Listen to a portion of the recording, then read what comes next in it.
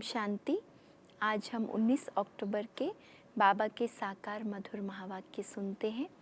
आज बाबा ने हमें अपना चार्ट चेक करने को कहा है कि बच्चे अपने चार्ट में चेक करो कि किन किन बातों से देह अभिमान आ जाता है। और दूसरी बात, चार्ट रखने से बहुत बहुत फ़ायदा होगा। चलते चलते जो भी सुस्ती या आलस्य अलबेलापन आता है, तो जब हम चार्ट रखेंगे तो हमें वो सब चेकिंग करने के लिए चांस भी मिलेगा और हम अपने अंदर चेंज भी ला सकेंगे। आज की मुरली का सार है, मीठे बच्चे तुम्हें अभी बहुत बहुत साधारण रहना है। फैशनेबल ऊंचे कपड़े पहनने से भी देह अभिमान आता है। बाबा हमारा इशारा किस तरफ खिंचवा रहे? जब हम कोई भी स्थूल में ऊंची अर्थात महंगी चीज़ें या साधन सुविधाएं यूज़ करते हैं तो हमारे अंदर देह अभिमान सूक्ष्म रूप में आ जाता है। तो बाबा कहते अभी तो तुम वनवाह में हो, इसलिए ज़्यादा फैशनेबल ऊंचे कपड़े पहनने से देह अभिमान आता है। तो कैसे रहना है? बहुत बहुत साधारण रहना है। प्रश्न है, तकदीर में ऊंच पद नहीं है तो किस बात में बच्चे सुस्ती करते हैं? उत्तर, बाबा कहते हैं बच्चे अपना सुधार करने के लिए चार्ट रखो। याद का चार्ट रखने में बहुत फ़ायदा है। नोटबुक सदा हाथ में हो, चेक करो कितना समय बाप को याद किया। हमारा रजिस्टर कैसा है? दैवी कैरेक्टर है? कर्म करते बाबा की याद रहती है? याद से ही कट उतरेगी, ऊंच तकदीर बनेगी। तो बाबा ने क्या क्या कहा? याद का चार्ट रखो और चेक क्या करो, आज मैंने कितना समय बाबा को याद किया, मेरा रजिस्टर कैसा है, दैवी कैरेक्टर है, कर्म करते हुए बाबा की याद रहती है। तो ये सब बातें अपने चार्ट में हमें चेक करनी है। गीत है भोलेनाथ से निराला कोई और नहीं। ओम शांति। मीठे मीठे बच्चों के पास यह लक्ष्मी नारायण का चित्र घर में ज़रूर होना चाहिए। इनको अर्थात लक्ष्मी नारायण को देख बहुत खुशी होनी चाहिए, क्योंकि तुम्हारा यह है पढ़ाई का एम ऑब्जेक्ट। तुम जानते हो हम स्टूडेंट हैं और ईश्वर पढ़ाते हैं। ईश्वर स्टूडेंट व विद्यार्थी है। ईश्वरीय स्टूडेंट व विद्यार्थी हैं, हम यह पढ़ते हैं। सबके लिए यह एक ही उद्देश्य है। इनको देखते बहुत खुशी होनी चाहिए। किनको देखते हुए? लक्ष्मी नारायण के चित्र को देखते हुए बहुत खुशी होनी चाहिए। गीत भी बच्चों ने सुना, बहुत भोलानाथ है। कोई कोई शंकर को भोलानाथ समझते हैं, फिर शिव और शंकर को मिला देते हैं। अभी तुम जानते हो वो शिव ऊंच से ऊंच भगवान और शंकर देवता, फिर दोनों एक कैसे हो सकते हैं? कहाँ ऊंच से ऊंच शिव भगवान और फिर बाबा कहते दूसरी तरफ कहाँ शंकर तो देव आत्मा है, दोनों एक कैसे हो सकते हैं? यह भी गीत में सुना कि भक्तों की रक्षा करने वाले, तो ज़रूर भक्तों पर कोई आपदाएं हैं। 5 विकारों की आपदाएं सबके ऊपर है। भक्त भी सब हैं। ज्ञानी किसको नहीं कहा जा सकता। ज्ञान और भक्ति बिल्कुल अलग चीज़ है। जैसे शिव और शंकर अलग है, जब ज्ञान मिलता है तो फिर भक्ति नहीं रहती। तुम सुख धाम के मालिक बनते हो। आधा कल्प के लिए सद्गति मिल जाती है। एक ही इशारे से तुम आधा कल्प का वर्षा पा लेते हो। कौन से इशारे से? संगम युग पर बाबा आकर हमें ज्ञान की जो पढ़ाई पढ़ाते हैं। तो बाबा कहते ये जैसे बाबा हमें इशारा करते हैं। कौन सा इशारा? अभी अपने घर को याद करो। देखते हो भक्तों के ऊपर कितनी तकलीफ है। ज्ञान से तुम देवता बन जाते हो। फिर जब भक्तों पर भीड़ होती है अर्थात दुख होता है, तब बाप आते हैं। बाप समझाते हैं ड्रामा अनुसार जो पास्ट हुआ सो फिर रिपीट होना है। फिर भक्ति शुरू होती है तो वाम मार्ग शुरू होता है, अर्थात वाम मार्ग अर्थात पतित बनने का मार्ग। उसमें भी नंबर 1 है काम, जिसके लिए ही कहा जाता है काम पर जीत पाने से तुम जगत जीत बनेंगे। वह कोई जीत थोड़े ही पाते हैं। रावण राज्य में विकार के बिगड़ तो कोई का भी शरीर पैदा नहीं होता। सतयुग में रावण राज्य होता नहीं, वहाँ योग बल से संतान पैदा होती है। तो इसलिए बाबा कहते वहाँ तो ये रावण राज्य या विकार होते नहीं। वहाँ भी अगर रावण होता तो बाकी भगवान ने राम राज्य स्थापन करके क्या किया? लोग तो क्या दिखा देते कहानियों में, है ना, कृष्ण के साथ कंस था, राम के साथ रावण था।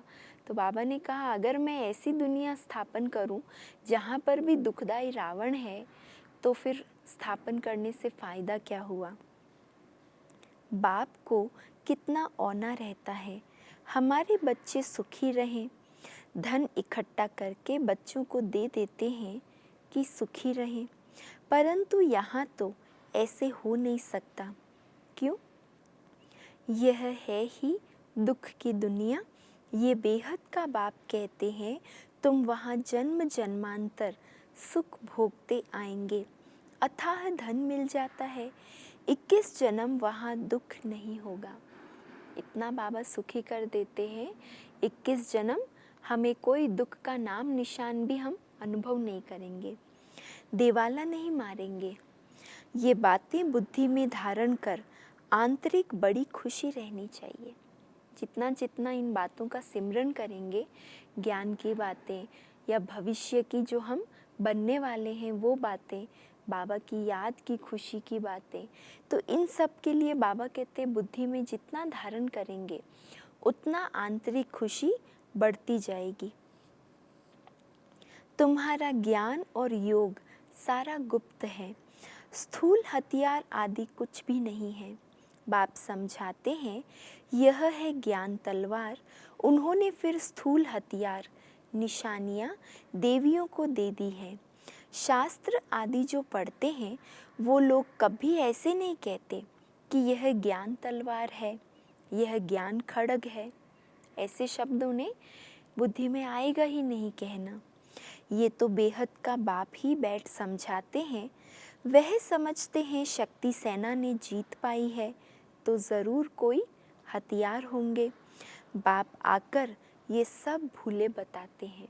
उन्होंने क्या समझ लिया कि शायद कोई युद्ध में जीत पाई होगी, तो उन्होंने शक्तियों के हाथों में तलवार, भाला, तीर, कमान, हाँ, चक्र, गदा ये सब दे दिया है। तो बाबा कहते उन्होंने स्थूल समझ लिया है, वास्तव में है ज्ञान के अस्त्र शस्त्र। ये तुम्हारी बात बहुत ढेर मनुष्य सुनेंगे, विद्वान आदि भी एक दिन आएंगे। बेहद का बाप है ना, तुम बच्चों को श्रीमत पर चलने में ही कल्याण है, तब देह अभिमान टूटेगा। इसलिए साहूकार लोग आते नहीं हैं। बाबा तो यहाँ चाहे गरीब है या साहूकार है, सभी को एक साथ बिठाकर एक समान पढ़ाते हैं। तो बाबा कहते जिनको देह अभिमान है, अपने धन का नशा है, वो यहाँ आते नहीं हैं। बाप कहते हैं देह अहंकार को छोड़ो, अच्छे कपड़े आदि का भी नशा रहता है। तुम अभी वनवाह में हो ना, अभी जाते हो ससुर घर। जब हम ससुर घर जाएंगे वहाँ हम बाबा कहते बहुत सज धज कर श्रृंगार करेंगे, लेकिन अभी वनवाह में हैं। वहाँ तुमको बहुत जेवर पहनाएंगे, यहाँ ऊंचे कपड़े नहीं पहनने हैं। क्यों बाबा मना करते हैं? ऊंचे कपड़े पहनने की मना नहीं है, लेकिन ऊंचे कपड़े पहनने से जो देह अभिमान आ जाता है, फिर वो देह अभिमान आने से अपने आप को जैसे एक स्थूल नशा चढ़ जाता है कि मेरे जैसा यहाँ कोई नहीं, तो ये मैंपन आ जाएगा। तो एक विकार से फिर और बहुत विकार आ जाते हैं, इसलिए बाबा मना करते हैं। बाप कहते हैं बिल्कुल साधारण रहना है, जैसे कर्म मैं करता हूँ बच्चों को भी साधारण रहना है। नहीं तो देह का अभिमान आ जाता है। वह सब बहुत नुकसान कर देते हैं। तुम जानते हो हम ससुर घर जाते हैं। देह अभिमान आएगा तो बार बार बुद्धि कहाँ जाएगी? चाहे वो कपड़ों में चाहे चीज़ों में जाएगी ना, क्योंकि देह अभिमान में आकर यूज़ कर रहे। तो बाबा की याद तो हमारी बुद्धि से फिर निकल जाएगी। इसलिए बाबा कहते हैं तुम अभी ससुर घर जाते हो, वहाँ हमको बहुत जेवर मिलेंगे। यहाँ तुमको जेवर आदि नहीं पहनने हैं। आजकल चोरी आदि कितनी होती है, रास्ते में ही डाकू लूट लेते हैं। दिन प्रतिदिन ये हंगामा आदि ज़्यादा बढ़ता जाएगा। इसलिए बाप कहते हैं अपने को आत्मा समझ मुझे याद करो। देह अभिमान में आने से बाप को भूल जाएंगे। ये मेहनत अभी ही मिलती है, फिर कभी भक्ति मार्ग में ये मेहनत नहीं मिलती। अभी तुम संगम पर हो, तुम जानते हो। क्या जान गए हैं हम? बाप आते ही हैं पुरुषोत्तम संगम युग पर। लड़ाई भी ज़रूर होगी, क्योंकि संगम है ना, तो संगम माना पुरानी का विनाश और नई की स्थापना, तो लड़ाई तो ज़रूर लगेगी। एटॉमिक बॉम्ब्स आदि खूब बनाते रहते हैं। कितना भी माथा मारो कि ये बंद हो जाए, परंतु ऐसे हो नहीं सकता। ड्रामा में नूंद है, समझाने से भी समझेंगे नहीं। मौत होना ही है तो बंद कैसे होगा? समझते भी हैं तो भी बंद नहीं करेंगे। वो भी समझते हैं कि हम अपने विनाश के लिए ही ये सब तैयारी कर रहे हैं, लेकिन फिर भी जैसे उनको ऐसा लगता है कि कोई प्रेरणा दे रहा है हमें बनाने की, तो ये ड्रामा अनुसार ये सब बनना ही है। ड्रामा में नूंद है, यादवों और कौरवों को खलास होना ही है। यादव है यूरोप वासी, उन्हों का है साइंस घमंड, जिससे विनाश होता है। फिर जीत होती है साइलेंस घमंड की। तुमको शांति घमंड में रहना सिखाया जाता है, अर्थात शांत स्वरूप रहना सिखाया जाता है। बाप को याद करो, डेड साइलेंस। हम आत्मा शरीर से न्यारी हैं। शरीर छोड़ने के लिए जैसे हम पुरुषार्थ करते हैं, ऐसे कभी कोई शरीर छोड़ने के लिए पुरुषार्थ करते हैं क्या? दुनिया वाले तो शरीर छोड़ने से डरते हैं, है ना। उनके सामने कोई ऐसा नाम भी ले तो कहते हैं शुभ शुभ बोलो। और बाबा तो कहते तुमको तो ये पुरानी दुनिया और पुराना शरीर छोड़ने की कितनी खुशी है, क्योंकि हम जानते हैं जो नया आने वाला है वो 21 जन्मों के लिए सदा सुखदाई और निरोगी काया होगी। तो बाबा कहते हैं ऐसा पुरुषार्थ कोई करता है क्या? सारी दुनिया ढूंढ कर आओ, कोई है जो बोले हे आत्मा अब तुमको शरीर छोड़ जाना है, पवित्र बनो, नहीं तो फिर सज़ा खानी पड़ेगी। सज़ा कौन खाते हैं? आत्मा। उस समय साक्षात्कार होता है, तुमने यह पाप किए हैं, खाओ सज़ा। उस समय फील होता है जैसे जन्म जन्मांतर की सज़ा मिलती है। इतना दुख भोगना, बाकी सुख का बैलेंस क्या रहा? बाप कहते हैं अभी कोई पाप कर्म नहीं करो, क्योंकि अब समय नहीं रहा कि हम पाप कर्म करें फिर उसको सुधारने के लिए उसके पीछे अपना समय उसका पुरुषार्थ करें। बाबा कहते अब कोई पाप कर्म नहीं करो, अपना रजिस्टर रखो। हर एक स्कूल में चाल चलन का रजिस्टर रखते हैं ना। एजुकेशन मिनिस्टर भी कहेंगे भारत का कैरेक्टर ठीक नहीं है। बोलो हम इन जैसा कैरेक्टर बनाते हैं। किन जैसा? लक्ष्मी नारायण जैसा। ये लक्ष्मी नारायण का चित्र तो सदा साथ में होना चाहिए। यह है एम ऑब्जेक्ट। हम ऐसे बनते हैं। इस आदि सनातन देवी देवता धर्म की हम स्थापना कर रहे हैं श्रीमत पर। यहाँ चाल चलन को सुधारा जाता है। तुम्हारी यहाँ कचहरी भी होती है। सब सेंटर्स पर बच्चों को कचहरी करनी चाहिए। रोज़ बोलो चार्ट रखो तो सुधार होगा। मम्मा बाबा के टाइम सबकी बाबा बिठाकर कचहरी कराते थे। कचहरी अर्थात सभी के सामने पूछा जाता था कि आज कोई भूल तो नहीं की, आज कोई श्रीमत के विरुद्ध कार्य तो नहीं हुआ। इस तरह से सबका चार्ट पूछा जाता था। किसकी तकदीर में नहीं है तो फिर सुस्ती कर लेते हैं। चार्ट रखना बड़ा अच्छा है। तो अभी हम सबके सामने करने की बात भले ना हो, लेकिन अपना चार्ट, अपनी कचहरी तो खुद ज़रूर कर सकते हैं ना। तुम जानते हो हम इस 84 के चक्र को जानने से ही चक्रवर्ती राजा बन जाते हैं। कितना सहज है और फिर पवित्र भी बनना है। याद की यात्रा का चार्ट रखो, इसमें तुमको बहुत फ़ायदा है। नोटबुक नहीं निकाला तो समझो बाबा को याद नहीं किया। नोटबुक सदा हाथ में रखो। जैसे होशियार स्टूडेंट होते हैं ना, ब्रिलियंट स्टूडेंट, उनके पास सदा अपनी बुक, पेन, डायरी रहती है। कुछ ना कुछ पढ़ते रहेंगे, कहीं ना कहीं एकांत में बैठकर कुछ लिखेंगे, अपनी पढ़ाई में ही मगन रहते हैं, चाहे वो कहीं भी रहे। तो ऐसे ही बाबा कहते तुम्हारे पास भी अपना नोटबुक रहे, या नोटबुक नहीं भी हो तो बुद्धि रूपी डायरी में हमेशा कुछ न कुछ ज्ञान का मनन चिंतन करते रहो। अपना चार्ट देखो, कितना समय बाप को याद किया। याद बिगर जंक उतर न सके। कट उतारने के लिए चीज़ को घासलेट में डालते हैं ना। कर्म करते हुए भी बाप को याद करना है तो पुरुषार्थ का फल मिल जाएगा। मेहनत है ना, ऐसे ही थोड़े ही ताज रख देंगे सिर पर। बाबा इतना ऊंच पद देते हैं, कुछ तो मेहनत करनी है। इसमें हाथ पांव आदि कुछ भी नहीं चलाने हैं। पढ़ाई तो बिल्कुल सहज है। बुद्धि में है शिव बाबा से ब्रह्मा द्वारा हम यह बन रहे हैं। कहाँ भी जाते हो तो बैज पड़ा रहे। ये जो बाबा ने बैज दिया है, तो बाबा कहते हैं ये बैज मोस्ट वैल्यूबल, सबसे ज़्यादा कीमती, जिसकी किसी वस्तु या किसी धन से तुलना नहीं कर सकते, क्योंकि इसमें सारा ज्ञान भी समाया हुआ है, हमारा उद्देश्य समाया हुआ है। तो बाबा कहते हैं कहाँ भी जाते हो तो बैज पड़ा रहे। बोलो वास्तव में कोट ऑफ आर्म्स यह है। समझाने की बड़ी रॉयल्टी चाहिए, बहुत मीठापन से समझाना है।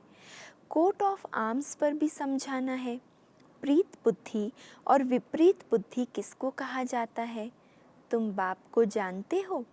लौकिक बाप को तो गॉड नहीं कहेंगे, वह बेहद का बाप ही पतित पावन सुख का सागर है। उनसे ही सुख घनेरे मिलते हैं।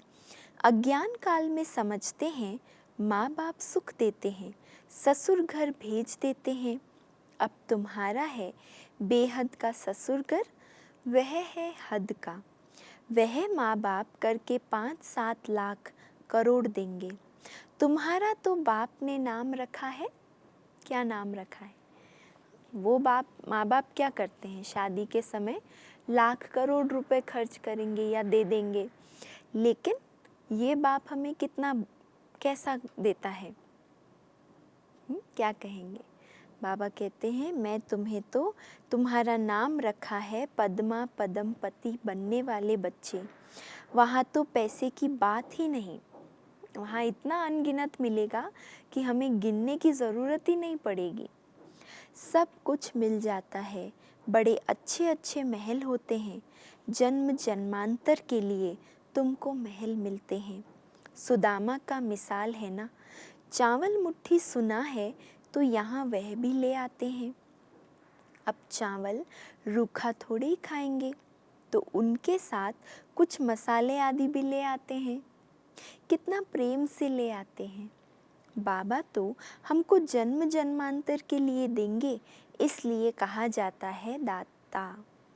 बाबा कहते हैं गरीब गरीब साधारण बच्चे, माताएं बहुत प्यार से, जो घर में उनके पास बचा है या जो भी घर में अनाज आदि है, उसमें से बाबा के लिए भले मुट्ठी भर भी निकाले, लेकिन बहुत भावना से निकाल कर लेकर आती है।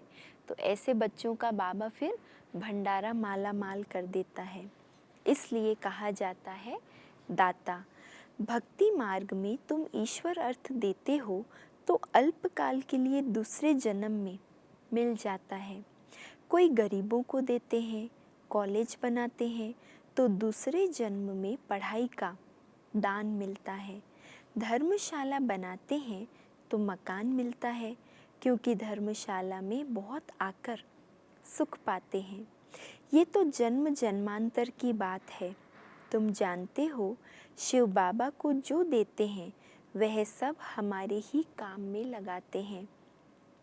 शिव बाबा तो अपने पास रखते नहीं हैं। बाबा को तो ज़रूरत ही नहीं है ना। शिव बाबा तो बिंदी है, ना तो उसको पहनने के लिए कपड़े चाहिए, ना खाने के लिए भोजन चाहिए, ना रहने के लिए मकान चाहिए, है ना। उन्होंने तो ब्रह्मा का तन लोन लिया है, उनका वही मकान है। तो जो कुछ हम लगाते हैं वो बाबा हमारे लिए ही सदुपयोग करते हैं। इनको भी कहा सब कुछ दे दो तो विश्व के मालिक बन जाएंगे। विनाश साक्षात्कार भी कराया, राजाई का साक्षात्कार भी कराया। बस नशा चढ़ गया। बाबा हमको विश्व का मालिक बनाते हैं। गीता में भी है, अर्जुन को साक्षात्कार कराया। मुझे याद करो तो तुम यह बनेंगे। विनाश और स्थापना का साक्षात्कार कराया तो इनको भी शुरू में खुशी का पारा चढ़ गया। ड्रामा में यह पार्ट था।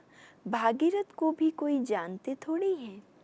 तो तुम बच्चों को ये एम ऑब्जेक्ट बुद्धि में रहनी चाहिए। हम यह बनते हैं।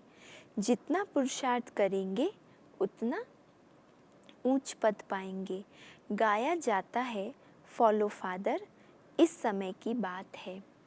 बेहद का बाप कहते हैं, मैं जो राय देता हूँ उस पर फॉलो करो। इसने क्या किया सो भी बताते हैं। उनको सौदागर, रत्नाकर, जादूगर कहते हैं ना। बाबा ने अचानक ही सब कुछ छोड़ दिया। पहले उन रत्नों का जौहरी था, अब अविनाशी ज्ञान रत्नों का जौहरी बना। हेल को हेवन बनाना कितना बड़ा जादू है। फिर सौदागर भी है। बच्चों को कितना अच्छा सौदा देते हैं। कख पन चावल मुट्ठी लेकर महल दे देते हैं। कितनी अच्छी कमाई कराने वाला है। जवाहरात के व्यापार में भी ऐसे होता है। कोई अमेरिकन ग्राहक आता है तो उनसे 100 की चीज़ का 500, 1000 भी ले लेंगे। उनसे तो बहुत पैसे लेते हैं। तुम्हारे पास तो सबसे पुरानी चीज़ है प्राचीन योग।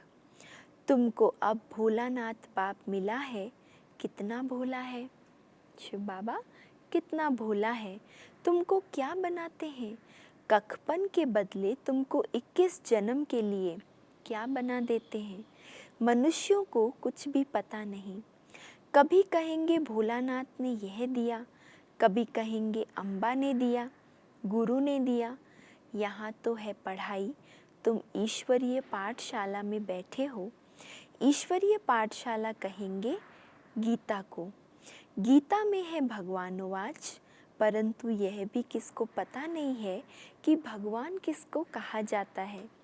कोई से भी पूछो, परमपिता परमात्मा को जानते हो। बाप है बागवान, तुमको कांटों से फूल बना रहे हैं। उनको गार्डन ऑफ अल्लाह कहते हैं।